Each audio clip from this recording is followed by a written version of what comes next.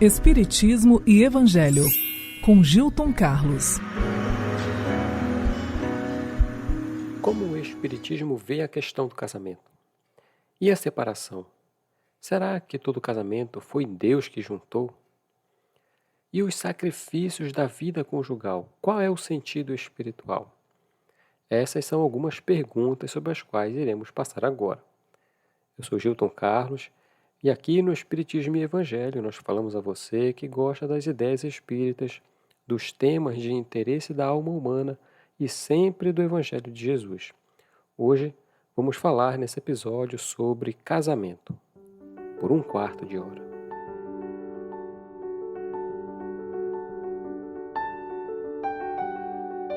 Vamos ao Novo Testamento, lá no Evangelho de Mateus, no capítulo 19, dos versículos 3 a 9, é onde Jesus toca nesse tema sobre o casamento.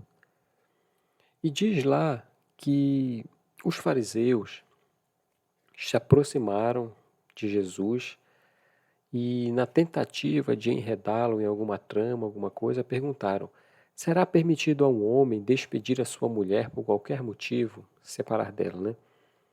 E ele respondeu assim: não leste que aquele que criou o homem desde o princípio os criou macho e fêmea? E disse: por essa razão o homem deixará seu pai e sua mãe e se ligará à sua mulher, e não farão os dois uma só carne? Assim, já não serão duas, mas uma só carne. Não separe, pois, o homem o que Deus juntou. E aí eles, então, ainda para continuar a discussão, continuam perguntando: mas então por que ordenou Moisés que o marido desse a carta de separação à sua esposa? Jesus respondeu: foi por causa da dureza do vosso coração. Mas no começo não foi assim. Por isso eu vos declaro que aquele que despede sua mulher, não sei em caso de adultério, e desposa outra, comete adultério. E aquele que desposa a mulher que o outro despediu também comete adultério. Esse tema sobre o casamento, a união, ele, no judaísmo mesmo, só há só referência a eles no Deuteronômio, o único livro que trata do assunto, mas ainda de forma superficial. Por isso, na verdade, gerou algumas interpretações, escolas de interpretação acerca do assunto. Se era possível, se era permitido separar-se de sua mulher, se não era permitido. Uma dessas interpretações, a que Jesus apoiou, que ele fala aqui, dizia que a separação só era justificada no caso de infidelidade, visto ser essa a forma de ferir o princípio de uma só carne. Entrando então no Evangelho segundo o Espiritismo, no capítulo 22, podemos fazer uma distinção aqui de duas coisas, que é a lei material e a lei moral.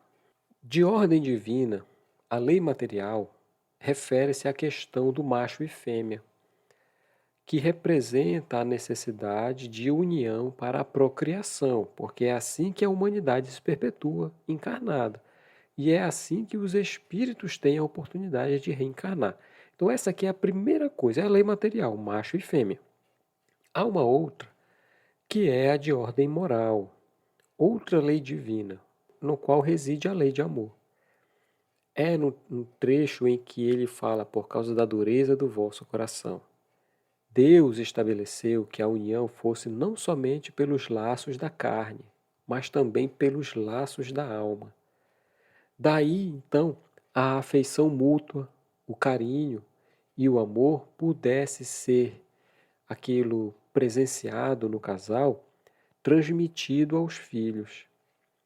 Essa é uma maneira que Deus estabeleceu para que aquele candidato à evolução que está reencarnando pudesse ter não um, mas dois como exemplo para amá-los e para amá-lo e para cuidá-lo dentro do seu progresso. O casamento, assim, propriamente dito, não é a questão divina colocada por Jesus, visto que essa união ela é de ordem puramente humana e varia, inclusive, de povo para povo, de tempo para tempo. Uns só consideram válido, por exemplo, o casamento religioso, em outros locais é só o civil, em alguns países são os dois, e até mesmo nenhum. o casamento ele é reconhecido. A forma varia, dependendo do povo, da cultura. A finalidade é única. Em relação ao divórcio, este é uma lei humana e tem por finalidade apenas legitimar, ou seja, constituir aquilo que já está de fato separado. Não é contrário à lei de Deus, porque ele só reconhece o que já está feito. E ele, na verdade, só é aplicável nos casos exatamente onde a lei de Deus não foi levada em conta. Lá no Livro dos Espíritos há várias questões que tratam do assunto. Vamos falar de algumas delas, como sobre casamento e celibato, é um dos tópicos em que Kardec pergunta. Na questão 695, ele questiona da seguinte maneira: é contrário à lei da natureza o casamento? Isso é, a união permanente dos dois seres?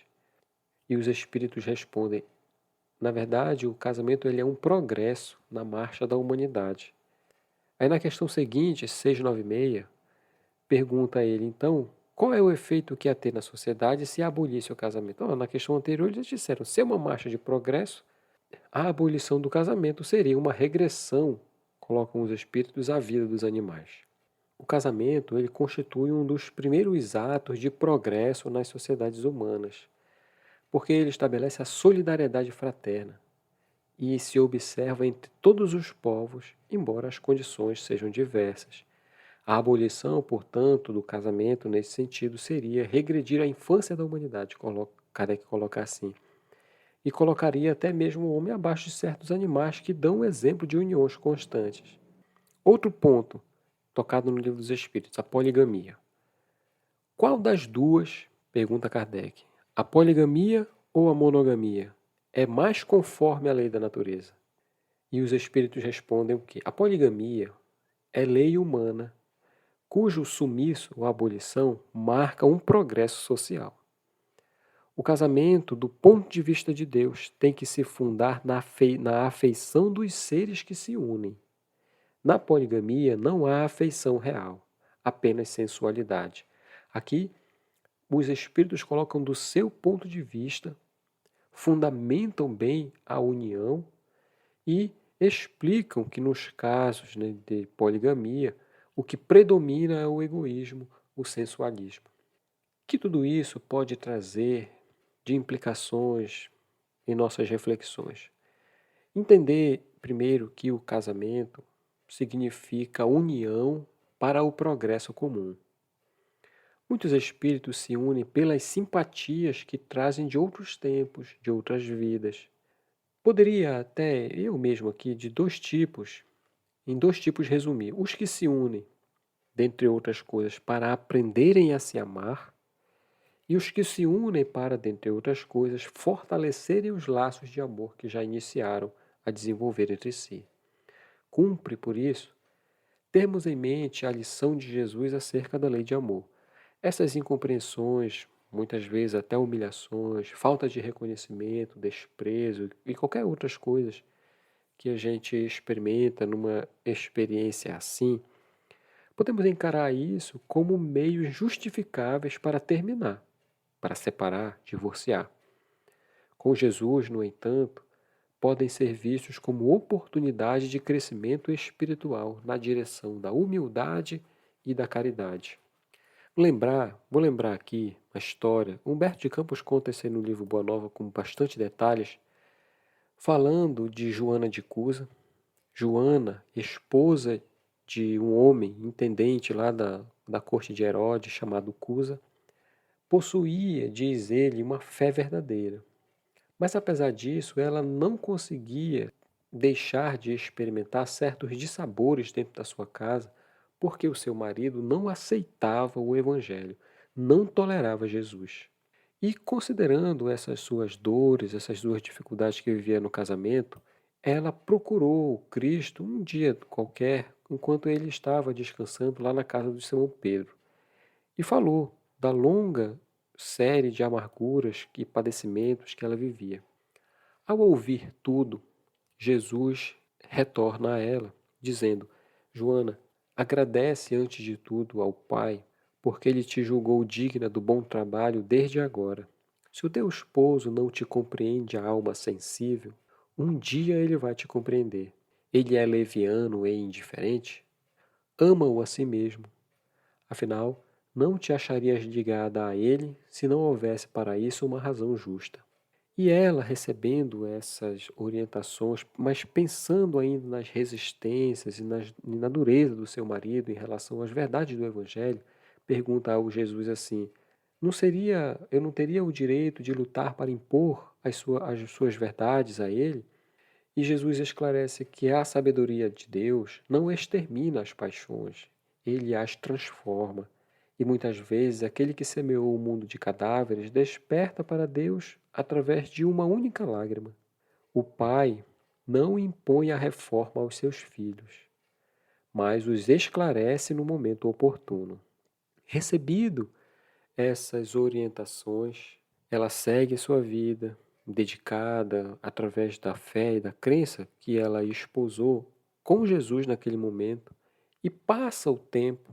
Vamos para o ano 68, quando as perseguições em Roma, no Império como um todo, estavam intensas aos cristãos. Ela vai estar naqueles espetáculos dos circos romanos. Imagino isso aqui no Circo Máximo em Roma, amarrada a um poste, já idosa, e ao seu lado, seu filho. Naquela ocasião, havia a possibilidade de libertação, que seria negar, dizendo que não era cristã, que renegaria o Jesus, etc, etc. E o seu filho, passando por aquele medo, às vésperas da morte, porque seriam incendiados vivos no espetáculo da loucura romana, sente as mais duras dores, porque o seu filho pede a ela para negar a Jesus. Porque bastaria isso, e eles estariam livres, não morreriam daquela forma. E ela, sentindo o momento crucial do seu testemunho, depois de ouvir tantas vezes o seu filho chorando e pedindo para ela negar, ela se reveste de uma fé firme e fala ao seu filho, para a sua criança, se calar, dizendo a ele que é preciso saber sofrer na hora difícil, porque acima de todas as felicidades transitórias do mundo, nós precisamos ser fiéis a Deus. Ela olha aquela massa, povo, com serenidade. Eles não entendiam o sacrifício que ela estava fazendo. Um dos soldados se aproxima dela com impropérios e, ironicamente, se dirige a ela dizendo: "O teu Cristo soube apenas te ensinar a morrer?", zombando. E ela o responde com invejável presença de espírito e uma fé inabalável: "Não apenas me ensinou a morrer, mas também a te amar." E nesse instante, em seu testemunho, ela sente a mão consoladora do Cristo a lhe tocar suavemente os ombros e a voz carinhosa e inesquecível dele dizendo: "Tem bom ânimo, Joana. Eu estou aqui contigo." Hoje, Joana de Cusa é conhecida como Joana de Ângeles, mentora espiritual de todo o trabalho de Divaldo Franco.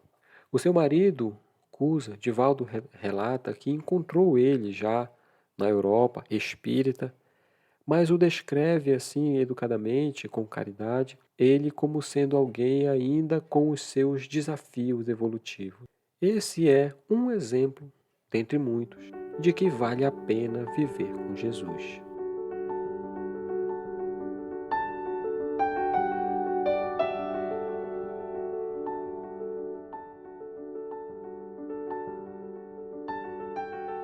Gente, obrigado por esses minutos. Espero vocês no próximo episódio. Queria, mais uma vez, deixar um abraço aqui especial a todos que estão nos escutando em Portugal, na Espanha e no México. Obrigado por nos acompanharem. Se você está comigo até aqui, gostou, clica aí no botão de seguir ou de curtir do seu agregador e assim eu vou saber aqui se você está gostando do conteúdo e de onde você é. Pode nos seguir também no Instagram, no Espiritismo e Evangelho ou no Gilton Carr. E lá na postagem eu vou colocar as referências que eu usei para fazer esse episódio. Um abraço a todos e que Jesus o abençoe.